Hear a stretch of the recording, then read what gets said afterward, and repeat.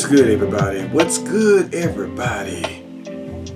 It is Professor Khalil Amani. It's a Monday morning. I'm excited about this week. Friday, I'll be in Orlando, Florida for Saturday's game, the HBCU, the historically black college and universities, the great FAMU, Florida A&M University, versus the great, my alma mater, Bethune-Cookman University. I'm taking the wife down there. I've been talking about doing this for years, getting my wife down there to see two great bands. I would argue that Bethune-Cookman University and Florida A&M University have the two greatest bands in the world. I'm biased, but I would argue that. And I'm taking my wife down there this week to see a great show, hundreds of thousands of beautiful black people, smart, intelligent, college educated, their families. A great time of beautiful black people getting together for a weekend. The Florida A&M Bethune-Cookman Classic. Yes. But welcome, everybody. Again, I'm Professor Khalil Amani, and this is Khalil Amani's World 100. I'm excited to do this particular show here. I'm excited to do this show because I want to go back. I always tell you I wrote 6 books. I'm always flow showing. I said I'm always flow showing and telling you that I'm an author times 6. That I've written 6 books. Well, we're gonna be reading from one of my books as it pertains to the Bible, how the Bible came to be. We're going to get rid of the Christian and the Hebrew and the Israelite mythology surrounding how the Bible came to be. So yeah, I'm flexing. I'm straight stunting. I'm flossing. And I'm shitting on these niggas. My nemesis, Struggle Doctrine, he can't do this. That nigga said 3-4 years ago, he said he was writing a book, y'all. We ain't seen the book yet. You know what his excuse is? I'll put the book out when I'm ready to put it out. That's coded language for this shit ain't never coming out. Just like he claims to have audio of me saying some very incriminating things. I say put the audio out, nigga. You know what he says?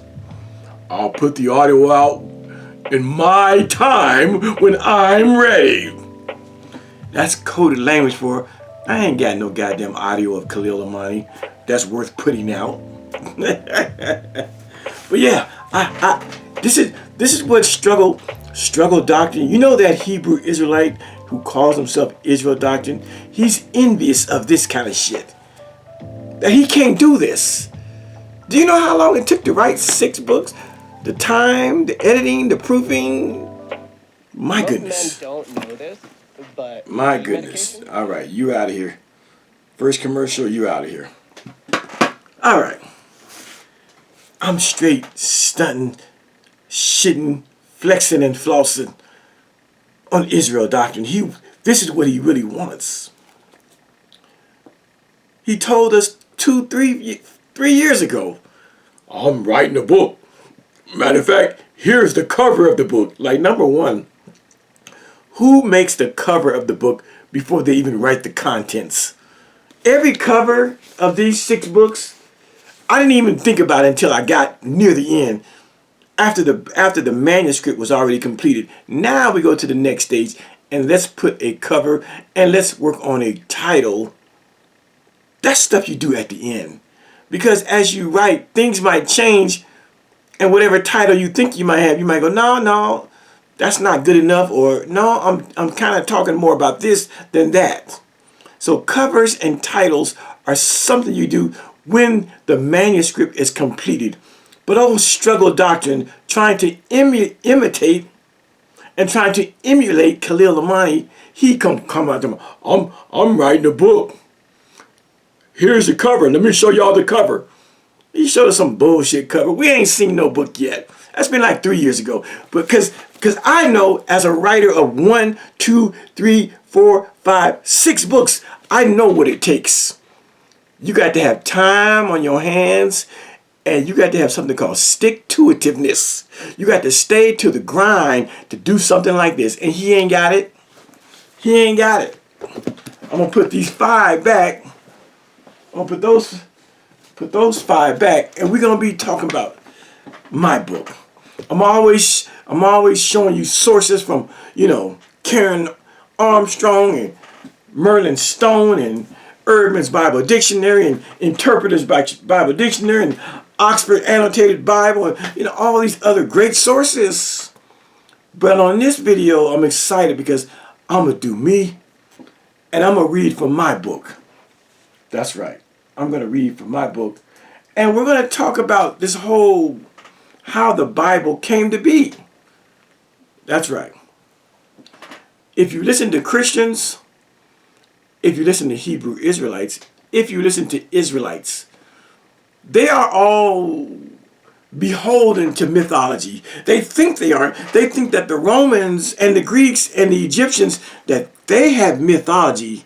But if you're a Christian or a Hebrew Israelite or an Israelite, you don't have mythology. No, you have historical fact. And that's a lie. That the Hebrew Israelites, and the Christians, they are as steeped into mythology as the Greeks and the Romans and the Egyptians were. Don't let them fool you. Don't let them make you think that what they do with the Bible, that the Bible is not Hebrew or Israelite or Jew mythology, because it is.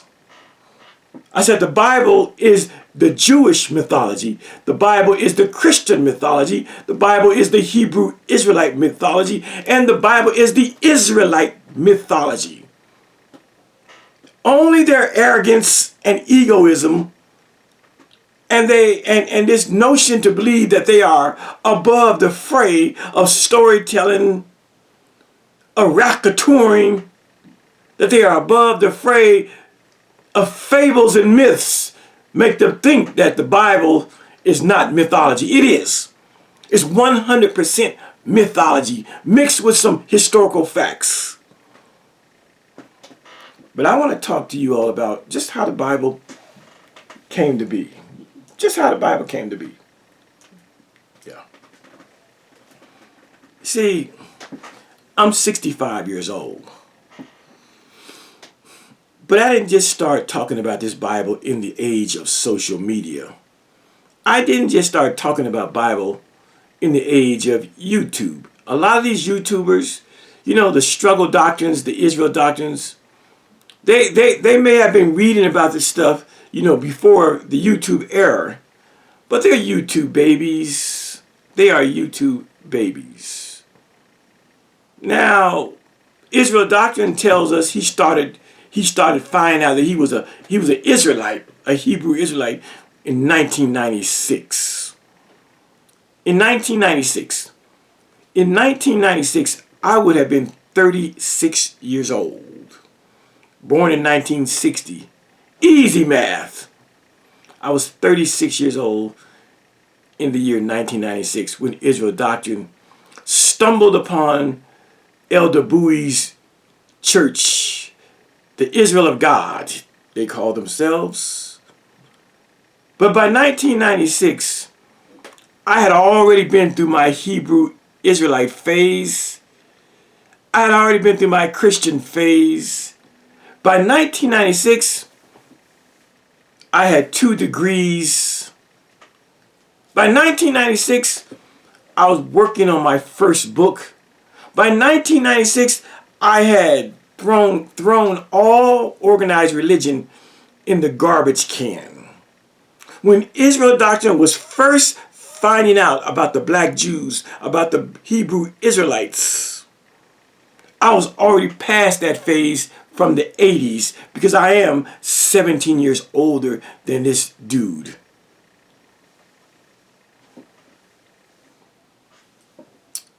I preface that so that when I start reading, when I introduce my book, you know that I'm not new to this. I'm true to this. I started writing my first book in 1996. The same year that Israel Doctrine finds out that he's a Hebrew Israelite.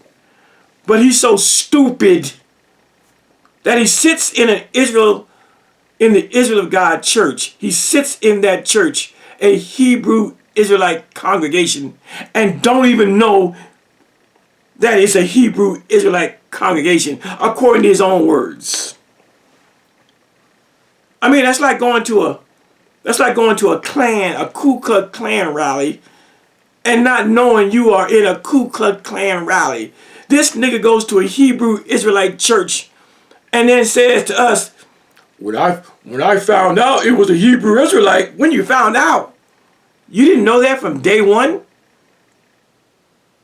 I mean, this guy is weirdo ignorant. When I was a kid, the old folks used to tell us, just keep living, just keep living. But then they never told us what it means. All of us kids heard that phrase. I heard that phrase when I was a kid.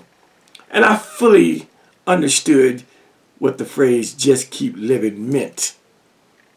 Keep living and you're going to learn some life experiences, some life lessons.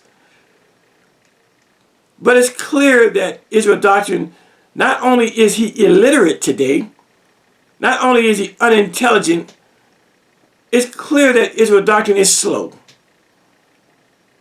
He's slow. Because you can be unlearned yet highly intelligent. But that's not him. He's not intelligent, he's illiterate, he's unlearned, and he's clearly a couple fries short of a Happy Meal.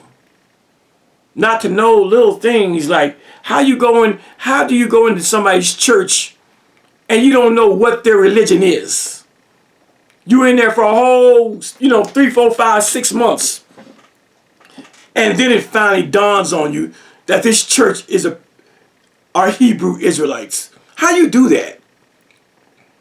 What made Israel Doctrine even go to that church, Elder Bowie's church, in the beginning?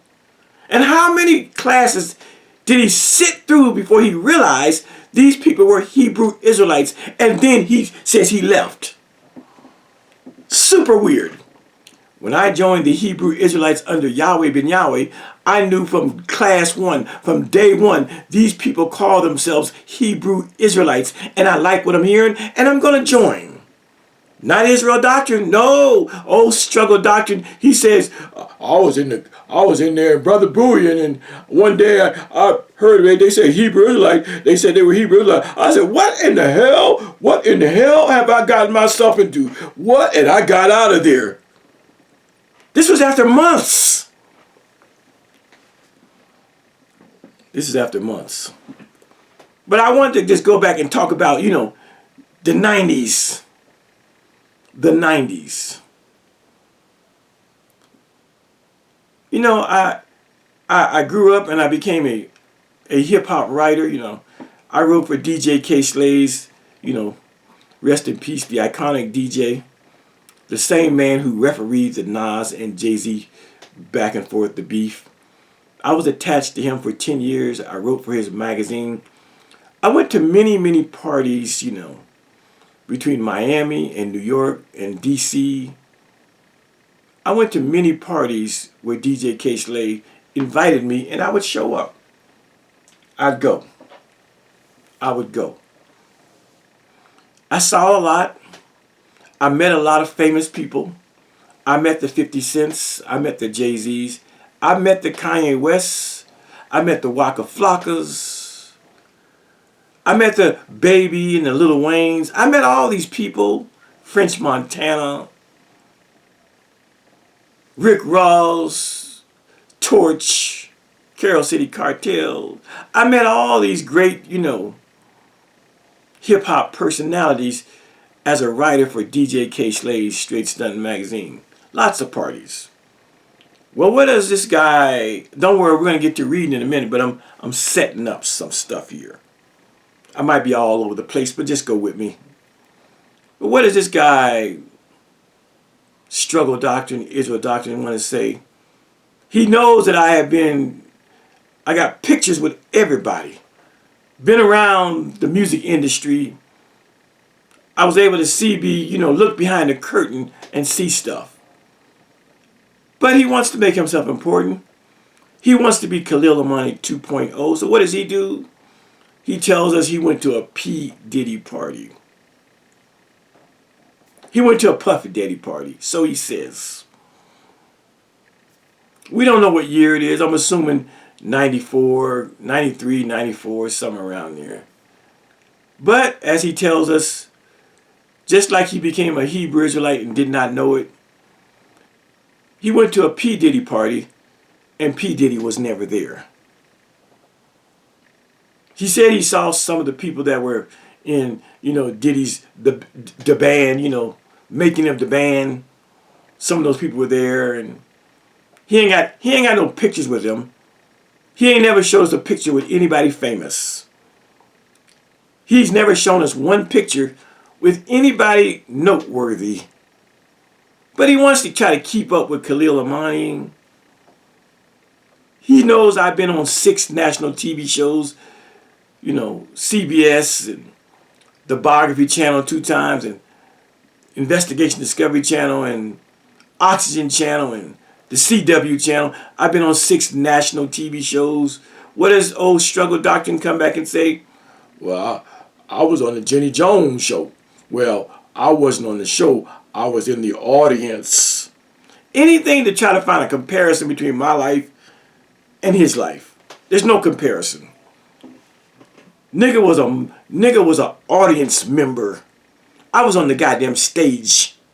I was the topic of conversation.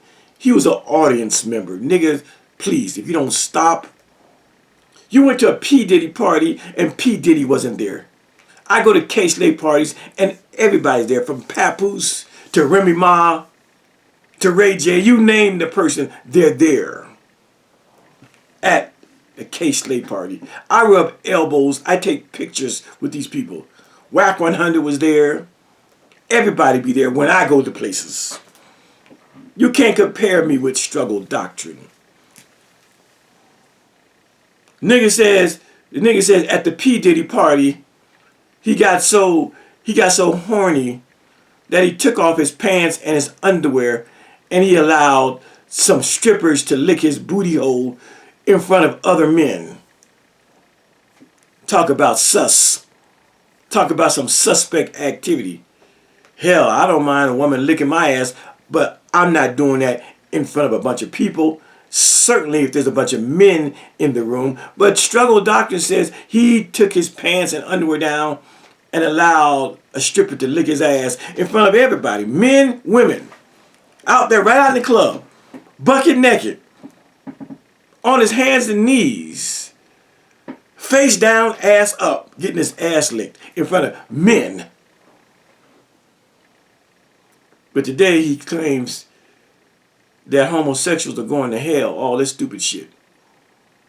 Yeah. Yeah. I was doing a lot. Before Israel Doctrine came on the scene and found out that he was a Hebrew Israelite, I had already gotten 2 college degrees. See, let me just show you this here. As we get ready to go into this writing.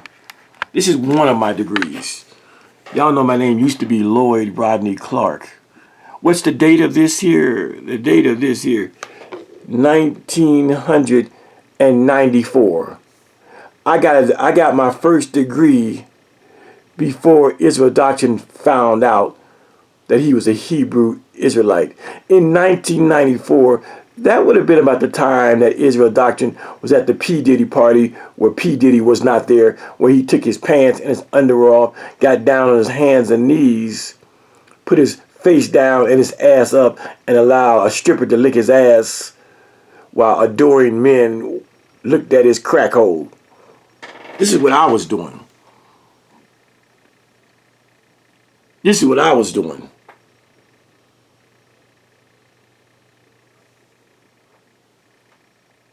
There is no comparison between my life and Struggle Doctrine's life. But the nigga would go on to say, those of us who get college degrees, we got fucked by the white man. Yet here this nigga is in a whole club with his pants and underwear around his down by his ankles, with his ass tooted up in the air in front of a bunch of men, getting his ass licked by some chick. These are stories he's told. It was about the same time. It was around this same time, 1994, where he was getting his ass licked by a chick while adoring men looked on, saw his sphincter muscle, saw his booty hole. I was in college making something of myself. This is why I talk so much shit about his terrible grammar, his incorrect speech, and the fact that he's illiterate. Facts upon facts.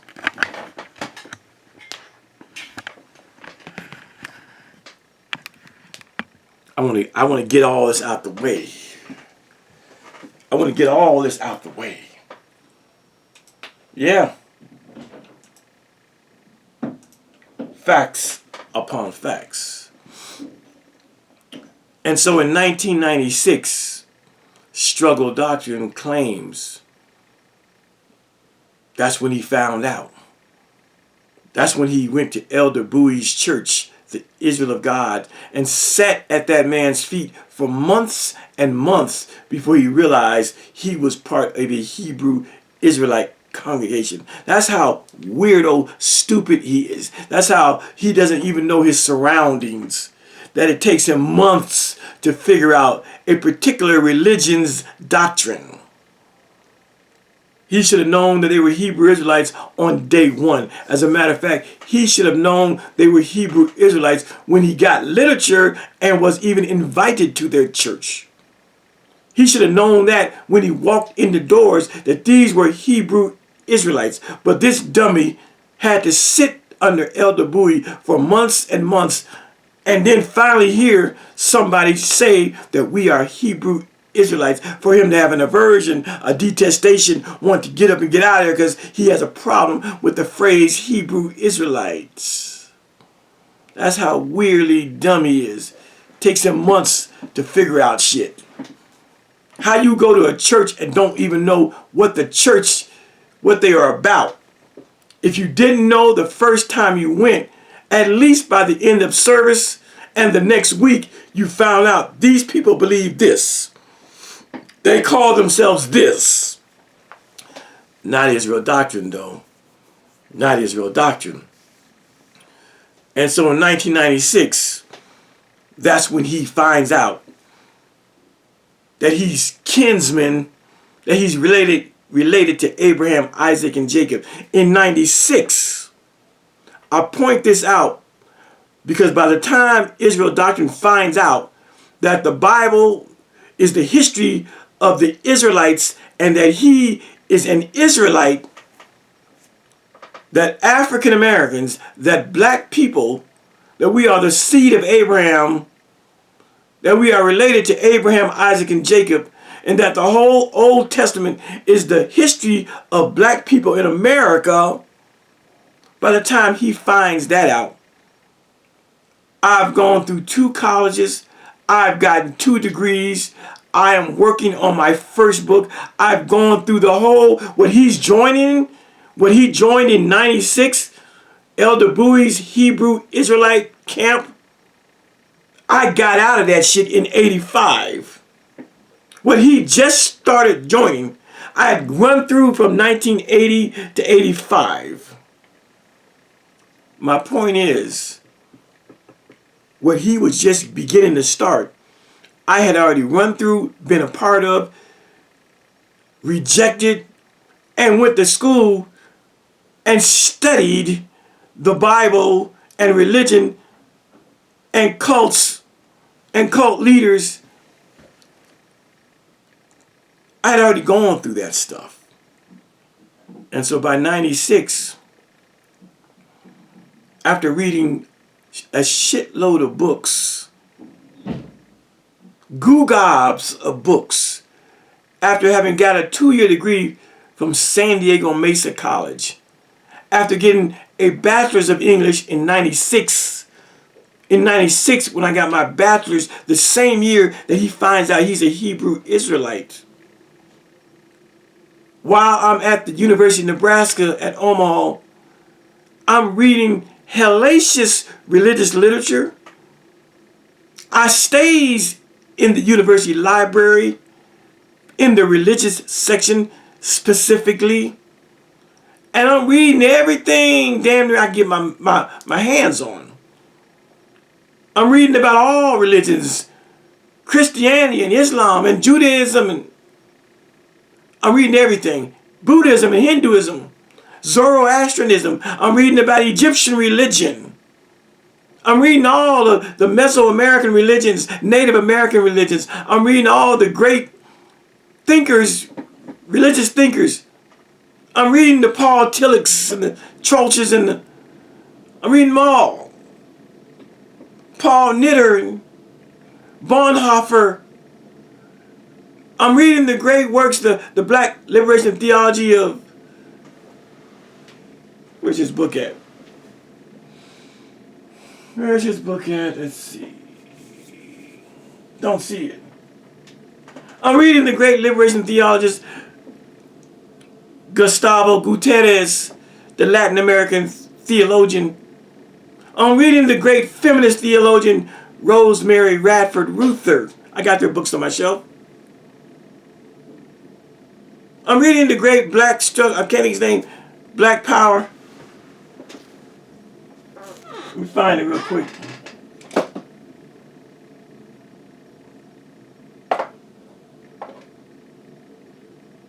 Don't see it. I'm reading everybody. I'm reading everybody. I'm reading everybody. Oh, I can't find it. I don't see it. There's Paul Tillich. Yeah. I'm reading everybody. Gerald Massey. I'm reading everybody. I'm reading everybody. In 94, 93, 94, when Struggle Doctrine, Israel Doctrine, was in a club with his face down and his ass in the air, with his boxer shorts around his ankles, while a chick was licking his ass and men were watching, I'm reading Bonhoeffer and Paul Tillich. I'm reading Rosemary Radford Ruther and Gustavo Gutierrez. I'm reading Black Power, God dog, what's the name of that book? I'm reading them all. While I'm in college, I'm reading them. 1996, he becomes a Hebrew Israelite. When he becomes a Hebrew Israelite, I'm working on my first book. You see how far we are apart in wisdom, knowledge, and we so far apart. That's why today, when Israel Doctrine says, I want to debate, I look at his work and I realize he's not worthy to debate me. He don't have the acuity, the acumen. He doesn't have the resume. He doesn't have the scholastics. He can't read. I'm only dealing with this guy's Struggle Doctrine on YouTube because he makes good content. He thinks that because I talk about him that he's on my level, but he's not. I talk about him because he's a struggling Bible teacher that doesn't know shit about the Bible. He thinks that Moses wrote Genesis, Exodus, Leviticus, Numbers, and Deuteronomy. He's a mythology cat. And the weirdo thing about it is, people that are in mythology, many of them don't know they're in mythology. The average Christian, the average Christian doesn't know that he or she is so heavily involved in mythology. The average Hebrew Israelite or Israelite, they thumb their nose up at the Egyptian mythology.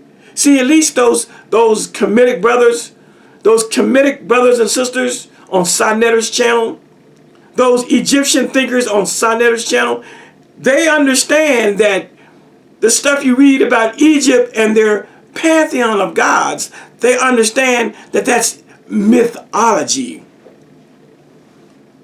No Kemetic thinker, not Brother Jabari, none of those people over there on Sinetter's look at the Egyptian stories in the Egyptian Book of the Dead and think this is historicity. They don't think it's the truth. They don't think these are actual events. Osiris and Isis and Horus, that they actually lived. They don't think stupid stuff like that. They don't. They understand that the Egyptian gods and the Egyptian pantheon, that is mythology. And there's nothing wrong with mythology. It's when people like Christians and Muslims and Hebrew Israelites and Israelites think that what they have to say as it relates to God and their particular holy scriptures is beyond the fray of mythology. That's where it becomes problematic. That they think that everybody else in the world has mythological stories, but when we talk about the Bible or the Quran, we're talking truth, realism, historical realities. That's the deception of people like Struggle Doctrine.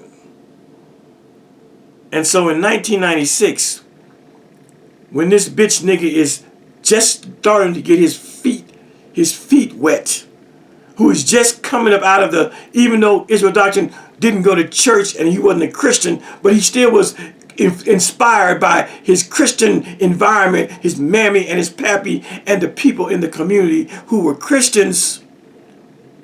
So he would dust off one of those old King James Bibles that's in his house, and he would jump headlong into Elder Bowie's Hebrew Israelite church, where it took him damn near 6 months to a year to realize that they were Hebrew Israelites and he didn't want to be a Hebrew Israelite, and then he would leave. Talking about the year 1996.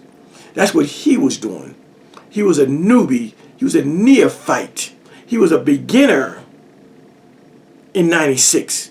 In 96, I was 2 college degrees ahead.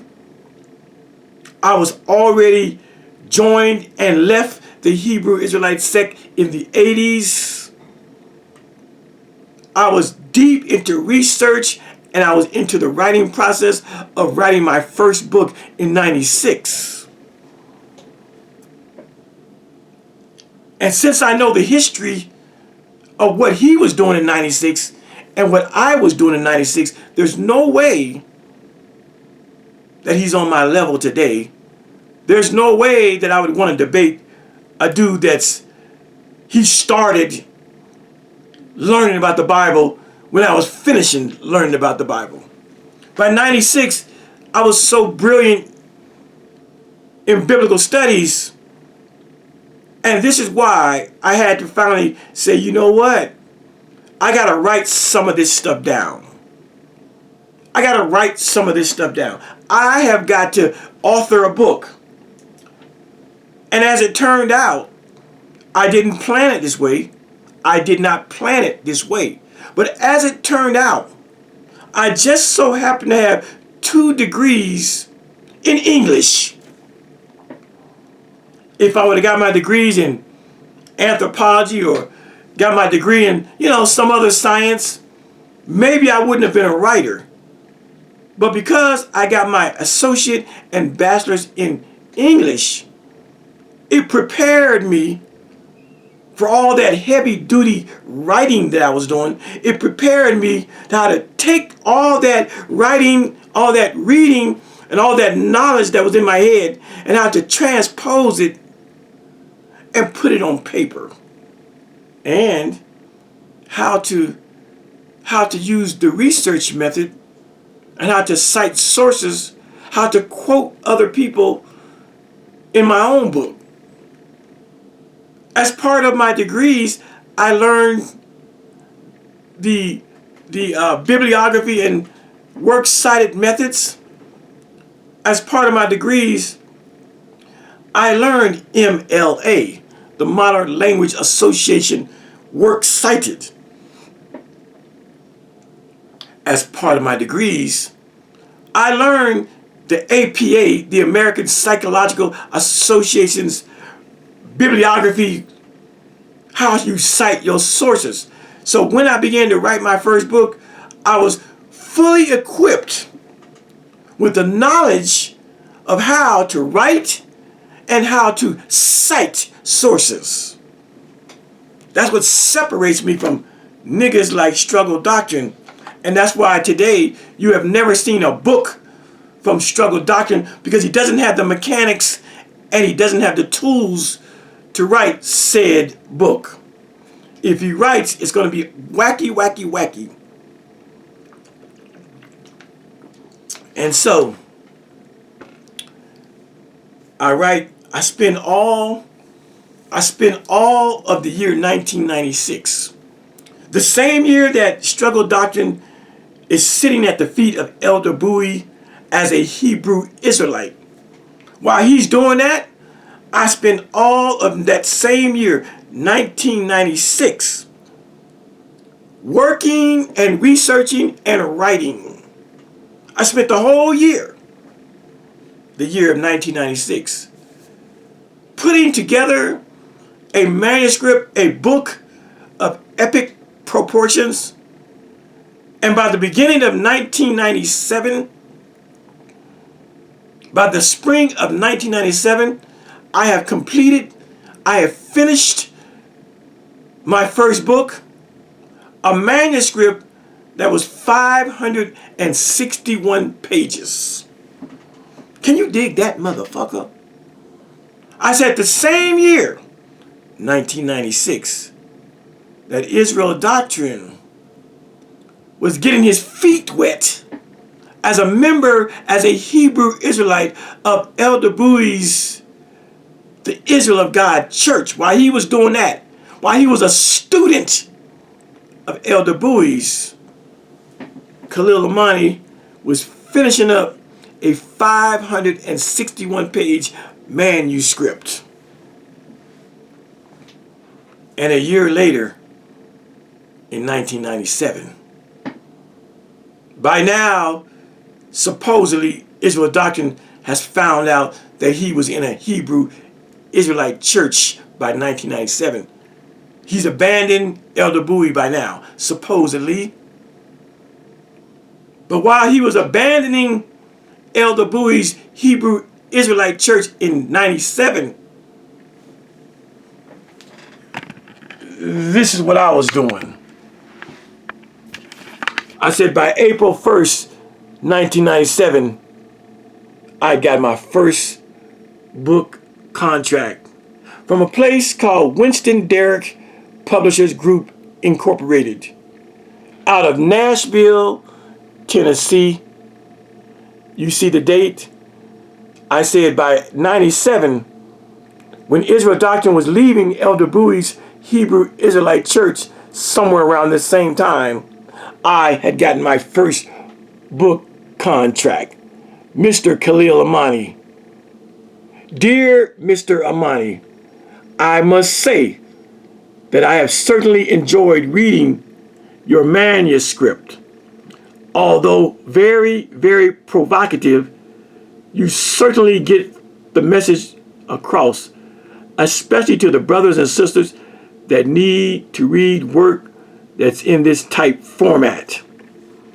As I mentioned via telephone, I will have to use the imprint One Horn Press, which has been around for many years.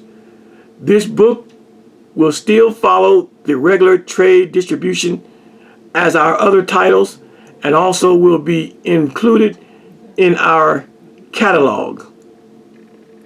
You should receive a more detailed letter within the next few days, accompanied by a contract.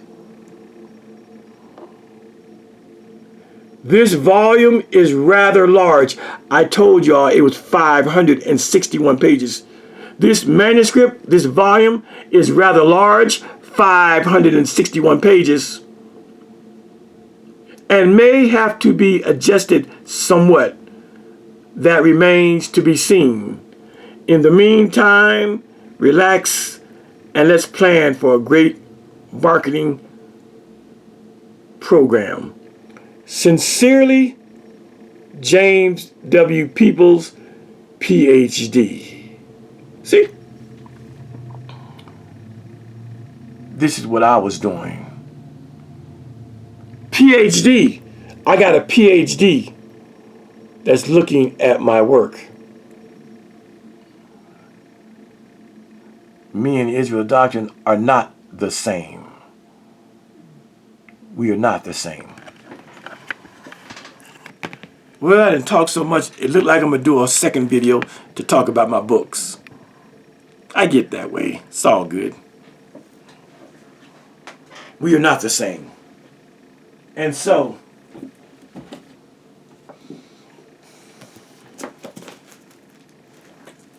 these 4 books, this was the original 1 book. These 4 books, that was the 561 pages. These 4 books. And these 4 books, I'm sorry, 3 books, not that book. These 3 books. These 3 books were my original 561 page manuscript. They became 3 books. Let me give them an order. Ghetto Religiosity 2000, Ghetto Religiosity 2, and Ghetto Religiosity 3. This was 1 book. I said this is 1 book. This is why when you read that, that's why he said the PhD had to say that this volume is rather large and we may have to adjust it. And indeed they did adjust it. They adjusted it so much that we came to the conclusion that what I had in my hands was a series, was a tome, was a collection of books. That's why we read from this PhD CEO. That's why we read, this volume is rather large and may need to be adjusted somewhat. And so what we end up doing, after much conversation, we adjusted it all right. We adjusted it and made it 3 books. We made it 3 books. I said we made it 3 books.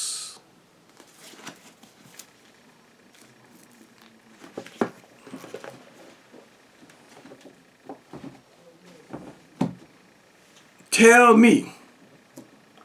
me what Israel Doctrine has done that makes him worthy to be in the ring with me. All of Israel Doctrine's so-called accomplishments are social media talking back to people. But here's the reality. The reality is, in the 15, 16 years that Israel Doctrine, that Struggle Doctrine has been on social media, nobody has done him bad as I've done him. Nobody has deconstructed his information and his Israelite theology like I have done. Nobody. Not JJ 7000. Not Apostle Zaquan. Not Sinetter. Not anybody who he's ever debated has done him this bad and this dirty. What I've done to Israel Doctrine will be etched into his memory long after I'm gone, and as long as Israel Doctrine lives. Nobody has done him this bad. None of the brothers that deal with the preterist stuff. Nobody has looked at his words and said, let me take this nigga to task over the comments he's made about the mixed multitude about the Israelites and so forth and the Hebrews. Nobody has done it. I guess what I'm trying to say is, as much as I have fun with Israel doctrine on this YouTube medium, I know, and you should know, that there would never be a debate between me and a guy of this caliber. I would feel like a bully trying to debate him.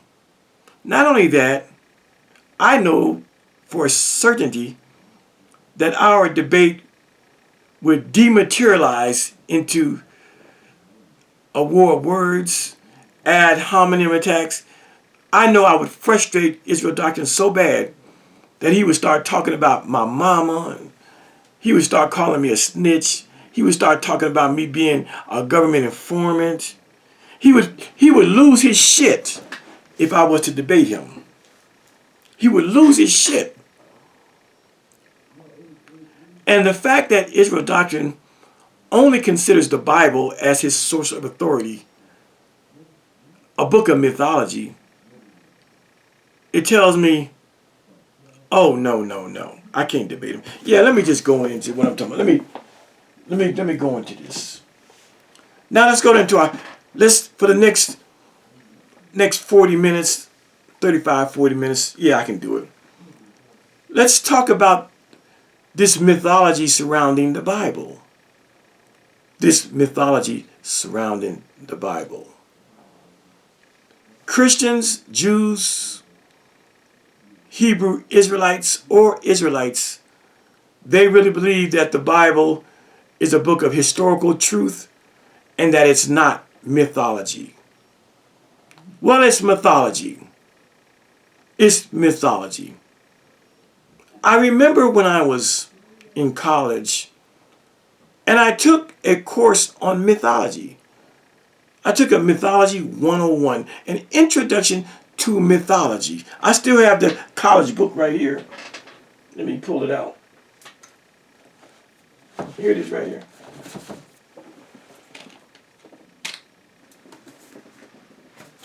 Here it is right here. This is my college book on mythology. It's called The World of Myth by David Leeming. This is it. I took a college course on mythology. And I remember the first day in class, the professor handed out a syllabus. A syllabus is a piece of paper that details and outlines what you will be discussing throughout the semester. It gives you the dates of the tests, what to study for. I did my food test. Okay. You did it? Can Okay. you take it later today or something? Yeah, or not. Sometime this week, we'll get it out. Yeah. But will this still be good? It's good for months. But yeah, we'll get it taken care of. All right. But a syllabus is a piece of paper that the professor hands out. And on the syllabus, it lists everything that's going to be talked about during that semester.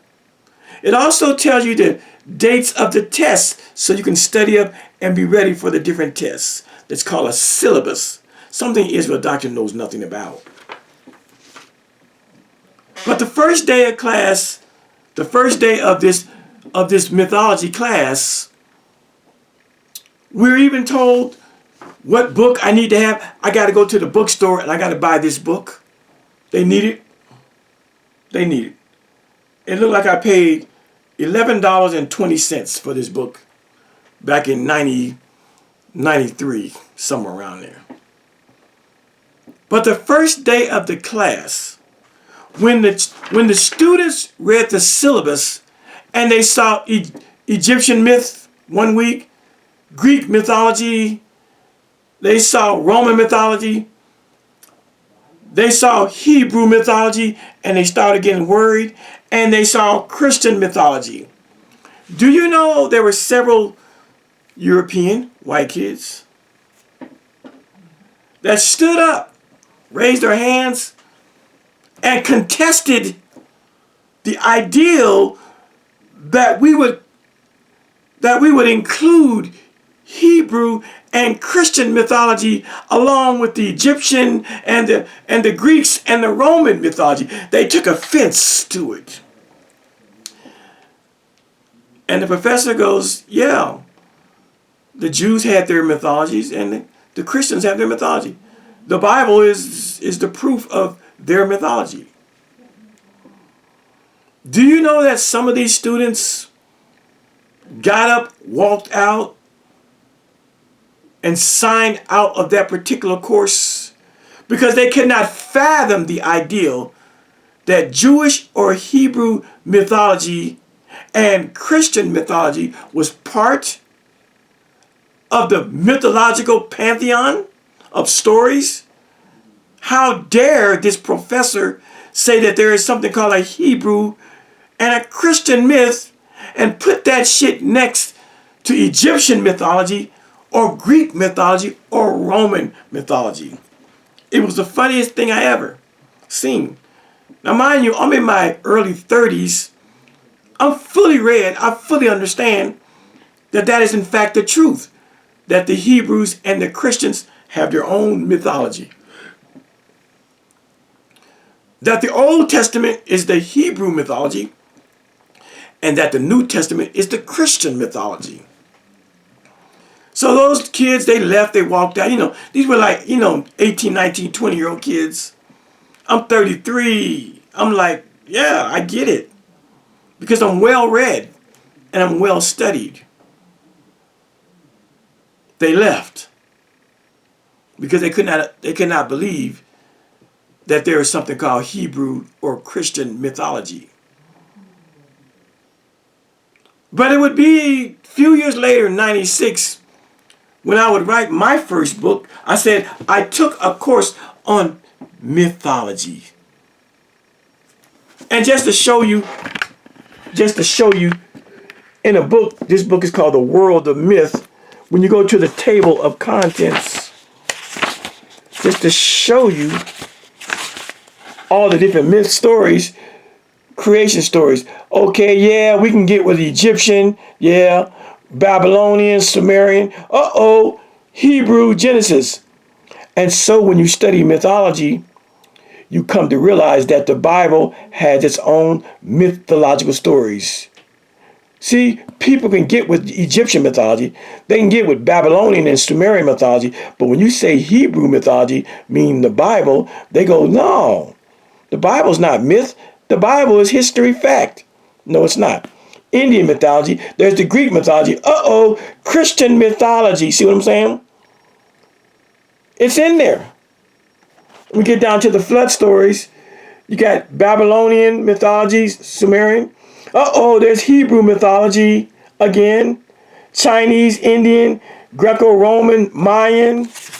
It goes on. It's all this down. Get to afterlife, Egyptian, Greek, Judeo-Christian, hell, purgatory, heaven. That's all mythology. Muslim theology, Muslim mythology, hell, heaven in the Quran. End times, apocalypse, Hebrew mythology, Christian mythology, see? Indian, Hopi Indian, Norse. It goes down. It goes on. See? We talk about the mythology, the dying god. The dying god. Egyptian mythology, Osiris and Isis. You get with that. The Babylonian, Roman. See? Attis. You got the Greek Dionysus, Mesoamerican Aztecs, Toltecs, Quetzalcoatl, Mesoamerican God. Christian Jesus. See? You have to put Jesus into a book of mythology because it's not fact, it's mythology. It's mythology. But when you hear stupid people like Struggle Doctrine say, I'm not into mythology, he doesn't know what he's talking about. He's never been in the halls of higher academia, aka college. He doesn't understand that academia, that colleges and universities and professors and PhDs that study this stuff, they look at the Jewish stories, the Hebrew stories, and the Israelite stories. They look at it as mythology as much as they look as Egyptian and Greek and Roman and Babylonian mythology. And so these people, like Struggle Doctrine, they live in pure ignorance, thinking that they are above the fray of mythology, thinking that the whole world and every other nation dabbles and sleeps and swims in a pool of mythology, yet they and their Bible, Old and New Testament, they are the only ones that are free of mythology, and what they talking about is historical fact and truth, and it isn't. It just isn't. Now let's get to my book. I understood and read these things and knew these things at 33, 34, 35, and 36. Before Struggle Doctrine became an Israelite and woke the fuck up. He's not really woke, he's a little woke. He's woke enough to know that Christianity is not the religion of his forefathers. That's about it. But I understood that the Bible is mythology at 31. Israel Doctrine, Struggle Doctrine is 48 years old. He's a year and a half shy of 50. And he's still running around these YouTube streets calling the Bible a real book of history. That's the difference. That's why you don't get no debate from me. When you're a year and a half shy of 50 and still think the Bible is not mythology. I learned it, I studied it, and I understood that the Bible is mythology at 30. Israel Doctrine is 18 years older than I was when I was 30. And he still believes that the Bible is historicity. He still believes that Moses wrote Genesis, Exodus, Leviticus, Numbers, and Deuteronomy. He still believes that stuff. Yeah, I'm going to do a part 2. I'm not going to read this book on this one because we're at an hour right now. We're at an hour. I'll just stay on Israel Doctrine on this one, and then the next one we will read. I'm sorry. The next video, we're going to get into this book. We'll get into it. I'm going to put it back on the shelf. We'll get into my work on my next video. I'm just showing you that Struggle Doctrine, Israel Doctrine, and myself, we are not the same. We are not on the same page. We're not on, there's no comparison. I said this nigga is a year and a half shy of 50. And he thinks that Moses wrote Leviticus along with Genesis, Exodus, Numbers, and Deuteronomy. I can't debate a nigga that thinks this ignorant. The whole world. Let me read a passage. I can read something from my book. Hell, why not? I can read something from my book. Yeah, I can read this. I said, mainstream scholarly consensus, that means the majority of people that study Bible have said Moses did not write those books in the Old Testament. And so, way back, just so you see the publishing date of this, I wrote this in 96, but the actual date that we published it, damn near 4 years later. It takes time sometime. In the year 2000. That's why we call it third millennium. The year 2000 is the third millennium. A millennium is 1,000 years. The year 2000 starts the third millennium. But 25 years ago, 25 years ago, y'all see my name there. 25 years ago, there I was as a young I was about 34, 35 there. But I wrote this concerning people that believe that Moses wrote the first 5 books. I have a chapter in here called The Bible and How It Came to Be, page 15. See? A guy named J.T. Sunderland, in his book, J.T. Sunderland, he wrote, "The whole world of scholars has abandoned the ancient tradition that the Pentateuch," that's the first 5 books of the Bible, Moses, "in such form as we now have it, was the work of Moses. The ideal that Moses was the author of the Pentateuch is simply a tradition, and a late one at that, having no historical basis." The guy who wrote it, his name was J.T. Sunderland. J.T. Sunderland. I said J.T. Sunderland would write, "The whole world of scholars has abandoned the ancient tradition that the Pentateuch, aka the first 5 books of the Bible, aka the so-called writings of Moses, in such form as we now have it, was the work of Moses. The ideal that Moses was the author of the Pentateuch is simply a tradition, and a late one at that, having no historical basis." I wrote that shit in my 30s. I knew that in my 30s.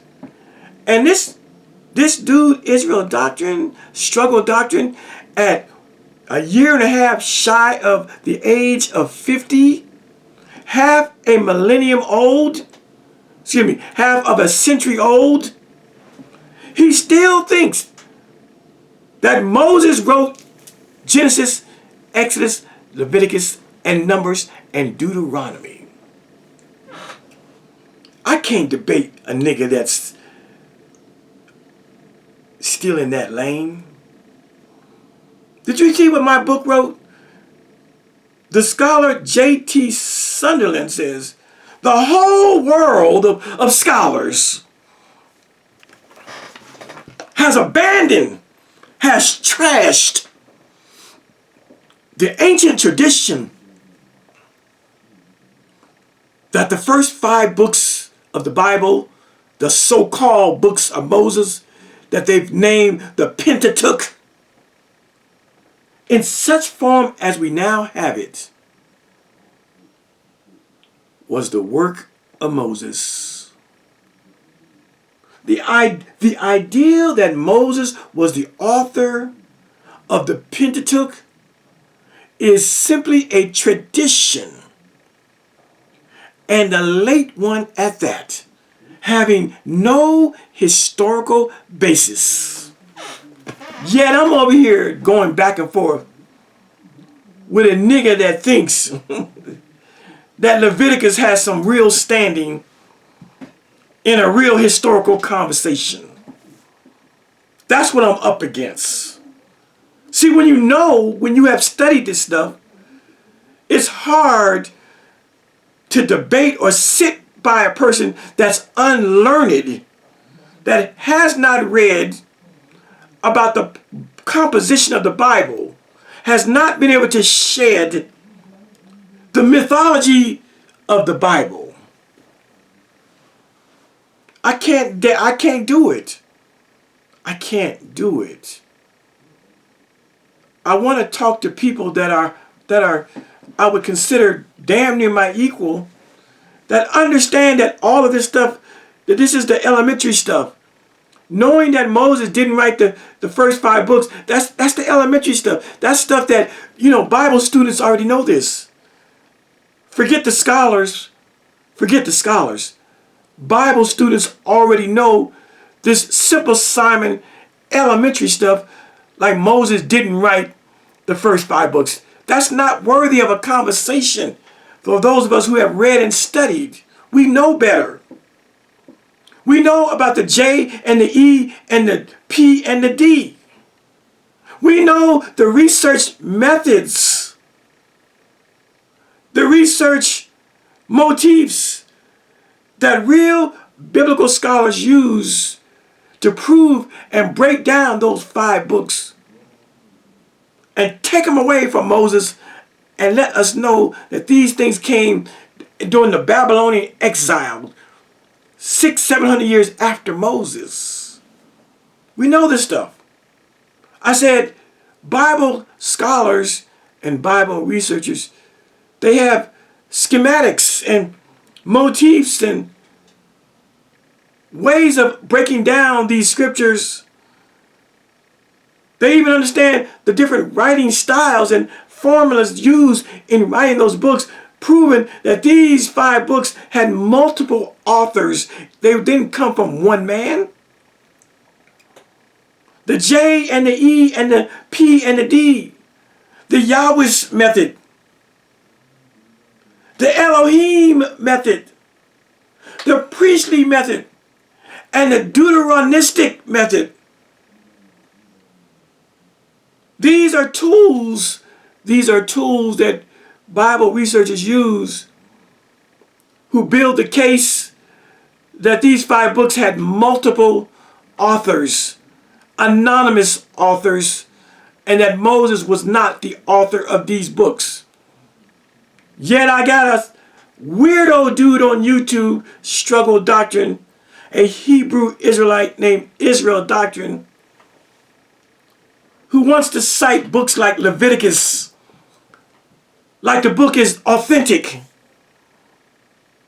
like the book has some authority, like the book is filled with historicity. These are the dum-dums that I just love to play with because I know they don't know shit. This is why the masses of people like Struggle Doctrine, they go from being a Christian to an Israelite. They can't study religion in and of itself. They can't step back and study it. They got to join it. Because most people, they need their religion like they need their morning cereal.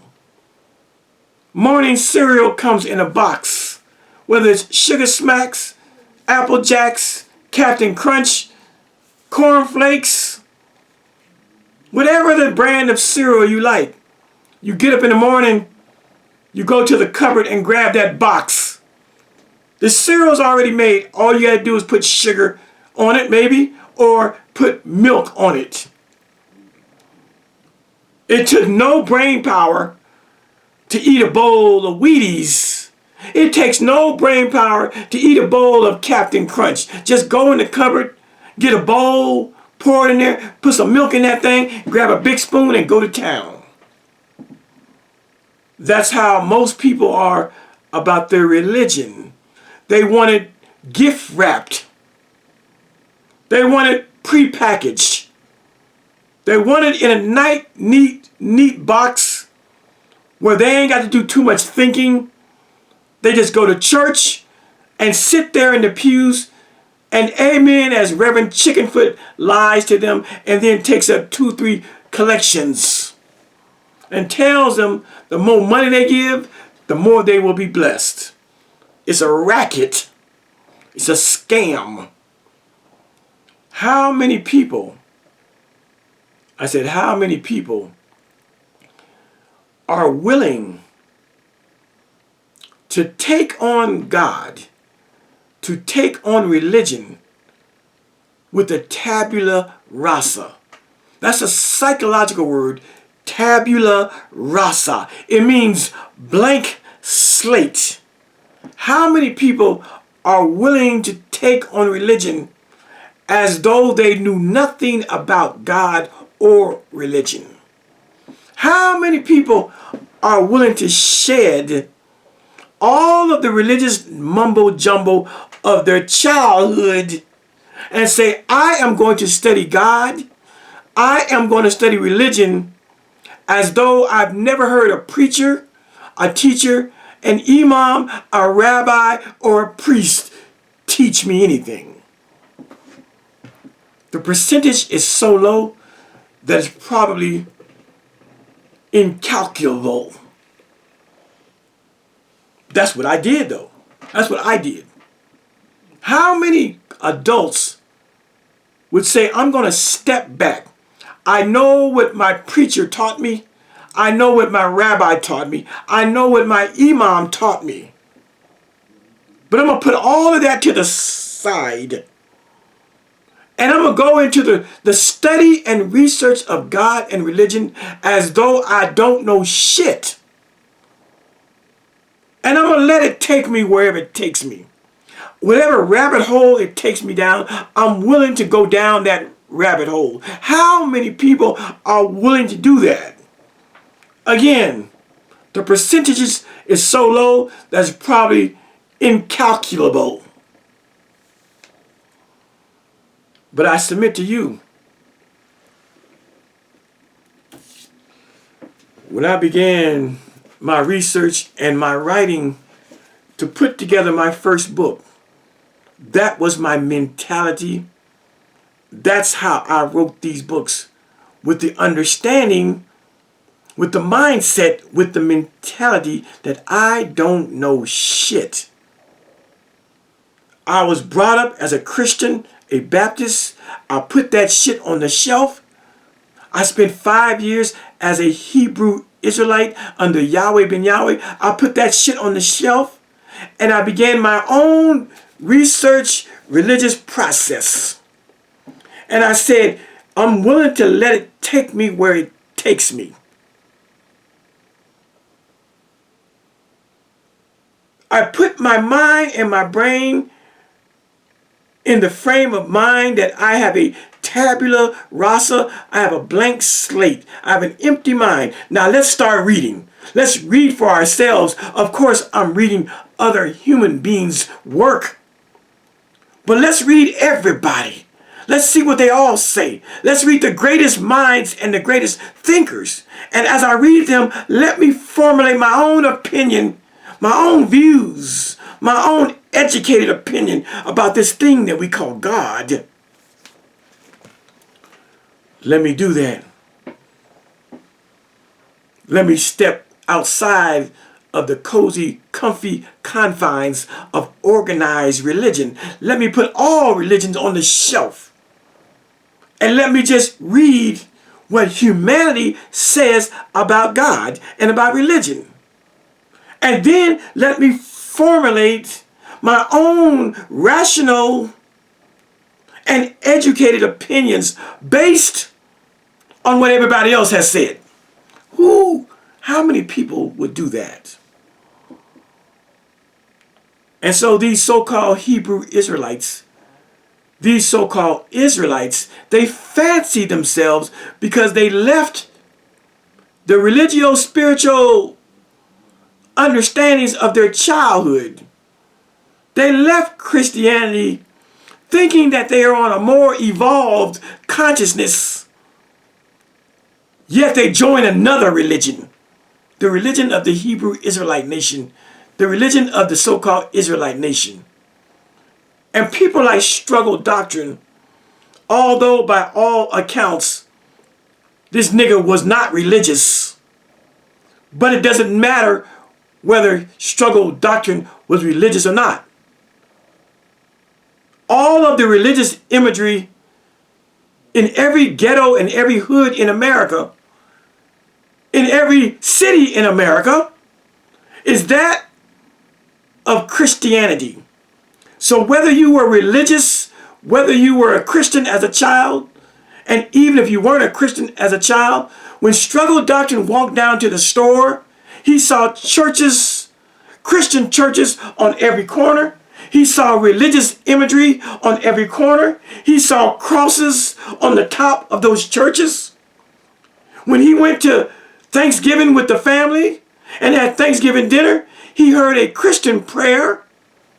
They said amen at the end of the prayer.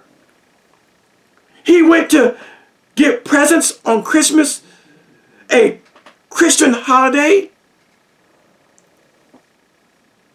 He used to wear an Easter Sunday suit and go to Easter. No matter if Israel Doctrine never stepped foot in a church, it doesn't matter, because we live in an unofficial Christian nation.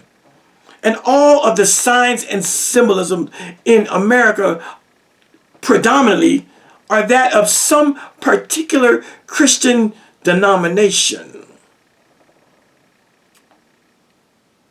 And so while people like Struggle Doctrine, they like to fiend and boast that they may not have had a formal Christian upbringing, that they didn't go to church. But look at the particular book. Look at the particular set of scriptures that they pick up once they begin to study God. You're in America. Israel Doctrine, he didn't pick up the Quran. He didn't pick up the Egyptian book of going forth by day and night. He didn't pick up the Indian Bhagavad Gita. He didn't pick up these other nations' religious books. He picked up the Bible. Why did Israel Doctrine pick up the Bible? He picked up the Bible because Christianity, because that Judeo-Christian narrative was everywhere present. And even though he may have never stepped in a church as a child, as a young adult, it didn't matter. The signs and symbolism of Christianity beat him over his head subconsciously, as it does all of us. And so naturally, when someone who never went to church, someone who never goes to church, when they decide to get religious, you can bet your bottom dollar that whatever the unofficial religion of that nation is, you can bet that will be the religion that they will investigate and join. Whatever the holy book of that particular nation is, you better believe if they never stepped in the church, they're going to pick up the holy book of that nation. And in America, it is the Bible. And so while people like Struggle Doctrine, they want to boast and brag that they weren't a part of no church. You were a part of the Church of America. That the signs and symbolism overtly and covertly were being jammed down Struggle Doctrine's throat, even when he didn't want to acknowledge that. Every time he went to the corner store, every time he went to the liquor store, every highway and byway in a car, he saw Christian imagery. And once he began his investigation, as I said a minute ago, he didn't choose the Quran. He chose the book of the Christians, the book of the Jews. He chose the book that was most dominant in our society, and that is the Bible. I'm just talking. I didn't really know where I was going to go today. I want to talk about my books. We're going to come back and we're going to talk about how the Bible came to be. But, you get to talking and you get on whatever. But I'm retired and I got time to talk about whatever I want to talk about. So we're talking about this. Struggle Doctrine, I'll never pull up on your channel. Struggle Doctrine, I'll never take your link. Struggle Doctrine, I'll never debate you. You got to go and get some goddamn something behind your name. If your claim to fame is simply being a YouTuber, then you are not worthy to sit beside me or next to me or have a one-on-one mano-a-mano discussion. You call it me being afraid of you. I call it I know too much. I've studied too much. I've done too much. I've accomplished too much to lower myself, to allow your name calling to make me pull up. It'll never happen. Find a different strategy. Go to college, nigga. Write a book, nigga. Write a book, nigga. Then you will begin to be my worthy opponent. But right now, you're just a blowhard. You're a bloviator. You're a nigga with a microphone and a camera, and you talking your shit. But your shit is empty rhetoric. Empty rhetoric. You have no academic, literary, you have no backing, you have no cosigns, nothing. You're a nigga on YouTube trying to come up. With that, y'all, I'll talk to y'all again. We're going to get into my book in the next one. Peace.